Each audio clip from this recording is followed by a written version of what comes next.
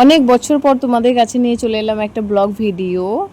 সেটা দেখে আমি জানি না তোমাদের কেমন লাগবে, তবে যদি ভালো লাগে তাহলে আমাদের এই চ্যানেলটাকে পেজটাকে ফলো, লাইক, কমেন্ট, শেয়ার করে দেবেন প্লিজ।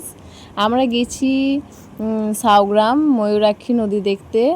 এটা রমজান মাসের ভিডিও, তার মানে তোমরা বুঝতেই পারছো যে আমি কতটা কুঁটি। শুধুমাত্র এইটুকু ভিডিও আমার এডিট করতে এফেক্ট কিচ্ছু নাই, ফিল্টারও নাই, কিচ্ছু নাই। তাও এইটুকু ভিডিও আমার এডিট করতে প্রায় 2 থেকে 3 বছর লেগে গেছে। কি বলবো বলো, আমি মানে কিছু কিছু বাস্তব কথা বলতে আমার নিজেকে লজ্জা লাগে যে আমি কতটা খুঁটি। আমরা এখন ময়ূরাক্ষী নদীর যেই পুলটা ইঞ্জিনিয়ার দিয়ে গঠিত, এই পুলটা আমরা এখন পার হচ্ছি।